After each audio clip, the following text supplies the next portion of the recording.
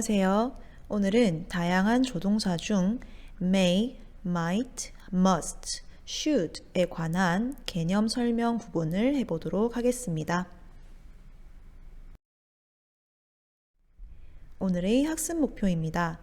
조동사 중 may, might, must, should의 의미 및 쓰임에 대해 이해할 수 있다. 오늘의 학습 내용은 조동사 may, might, must, should의 의미 및 쓰임에 대해 배워보는 시간을 갖도록 하겠습니다. 먼저 조동사 may와 might에 대해 배워보도록 하겠습니다. 조동사 may와 might가 갖는 다양한 의미 중 첫 번째는 바로 추측의 의미입니다. may와 might가 추측의 의미를 가질 때는 우리는 이 조동사를 무엇일지도 모른다 라고 해석을 합니다. 그리고 may보다 약한 현재 또는 과거의 추측을 나타낼 때는 우리는 might를 사용을 하기도 합니다. 그래서 may와 might 모두 추측의 의미를 가지나 그 정도가 조금 더 약한 것이 might라고 보시면 되겠습니다. 예문을 함께 보겠습니다. It may rain tonight 이라는 예문이 있습니다. 여기에 쓰인 조동사는 may인데 이때 may의 의미는 바로 추측의 의미입니다.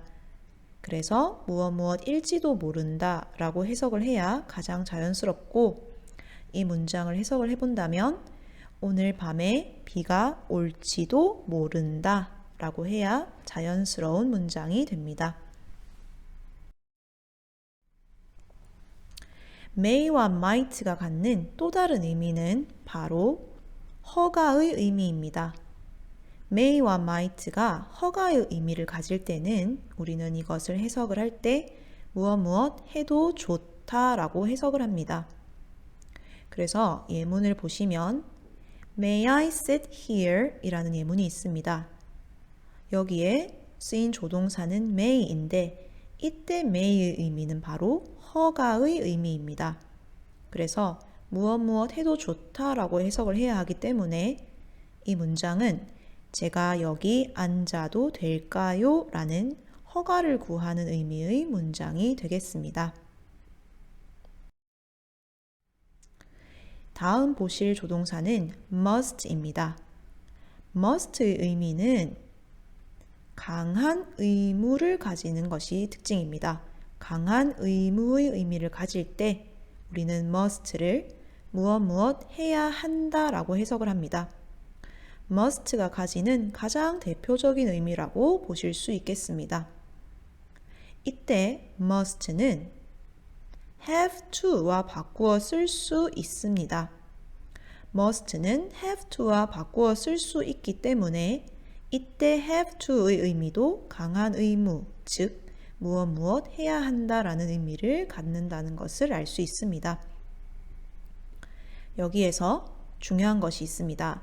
must의 부정형은 must라는 조동사 뒤에 not을 붙인 형태인 must not이 있는데 이때 must not의 의미는 무엇 해서는 안 된다라는 의미를 갖게 됩니다. 그리고 우리가 방금 배웠듯이 must는 have to와 바꾸어 쓸 수 있다고 했습니다. 그렇다면 have to의 부정형은 바로 don't have to가 됩니다.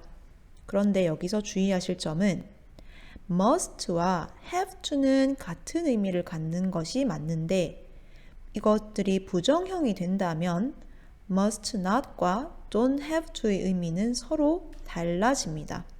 조금의 의미 차이가 발생한다는 뜻입니다.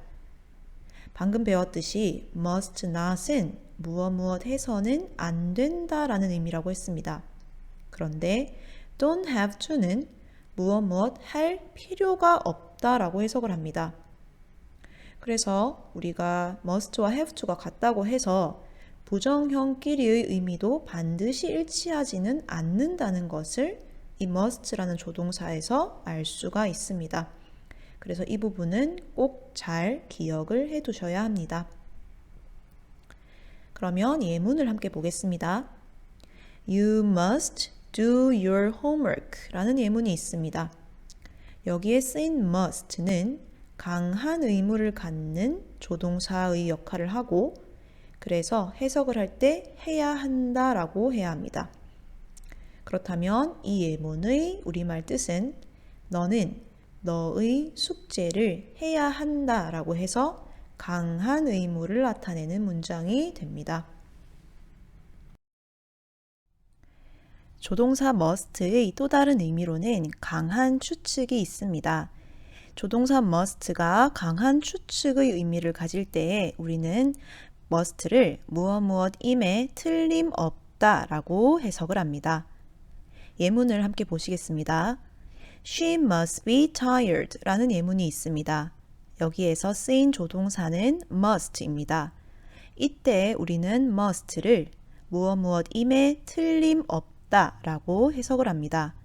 그래서 이 문장의 의미는 그녀는 피곤한 것이 틀림없다 라는 강한 추측의 의미를 갖는 문장이 됩니다.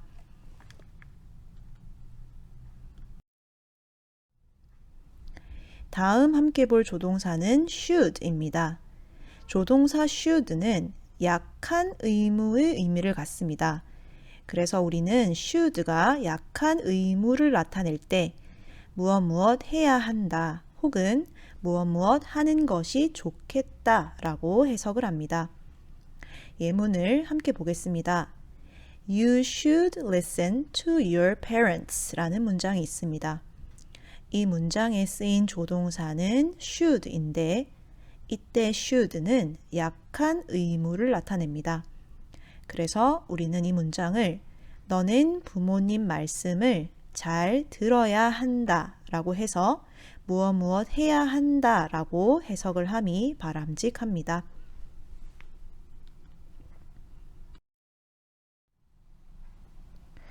조동사 should가 가지는 두 번째 의미는 추측과 확신의 의미입니다. should가 추측과 확신의 의미를 가질 때 우리는 이것을 무엇일 것이다 라고 해석을 합니다. 예문을 함께 보겠습니다. The train should arrive at 10 o'clock 이라는 문장입니다. 여기에 쓰인 조동사는 should이고 이때 should의 의미는 무엇일 것이다 라고 해석을 해야 자연스럽습니다. 그렇다면 이 문장을 우리말로 옮겨 본다면 기차는 10시 정각에 도착할 것이다 라는 추측과 확신의 의미를 갖는 문장이라고 할 수 있겠습니다. 그렇다면 오늘 배운 학습 내용을 함께 정리하며 마무리해 보겠습니다. 오늘 배웠던 조동사는 크게 네 가지였습니다. may, might, must, should 이렇게 네 가지 조동사를 배웠습니다. 먼저 may와 might입니다. may와 might는 크게 두 가지 의미를 가집니다.